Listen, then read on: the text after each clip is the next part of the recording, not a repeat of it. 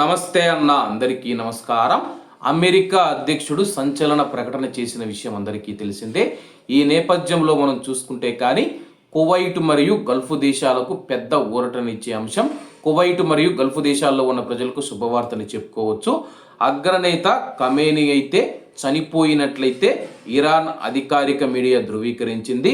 గత కొన్ని గంటలుగా నెలకొన్న ఉత్కంఠకు తెరపడింది.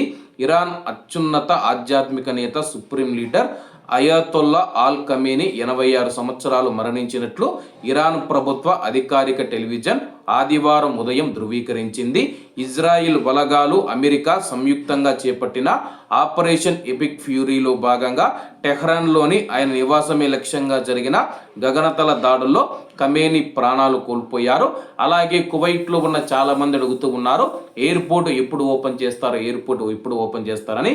ఎయిర్పోర్ట్ ఓపెన్కు సంబంధించి కూడా కీలక ప్రకటన చేశారు. ఎయిర్పోర్టు డ్రోన్ దాడి కారణంగా తాత్కాలికంగా నిలిచిపోయిన కువైట్ అంతర్జాతీయ విమానాశ్రయ కార్యకలాపాలు తిరిగి ప్రారంభం కానున్నాయి. విమానాశ్రయ పునరుద్ధరణ పనులపైన director general of civil aviation director general Dahi Al Otaibi గారు కీలక ప్రకటన చేశారు.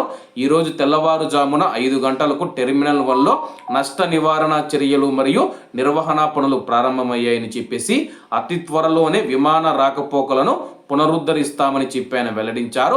అలాగే నిన్న కువైట్ విమానాశ్రయం టెర్మినల్ 1 లక్ష్యంగా జరిగిన డ్రోన్ దాడిలో విమానాశ్రయంలో స్వల్ప నష్టం వాటిల్లింది.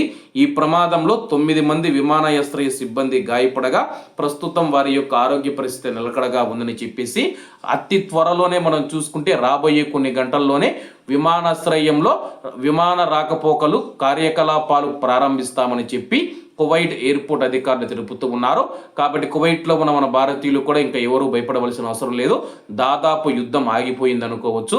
అలాగే అమెరికా అధ్యక్షుడు డొనాల్డ్ ట్రంప్ 1 వారం రోజుల పాటు ఇరాన్ పైన మా దాడులు కొనసాగుతాయని చెప్పేసి వారం రోజుల పాటు ఆపమని చెప్పేసి ట్రంప్ ప్రకటించిన విషయం అందరికీ తెలిసిందే. కాబట్టి అందరూ బాగుండాలి, అందులో మనం ఉండాలి. అందరికీ నమస్తే అన్న, జై హింద్.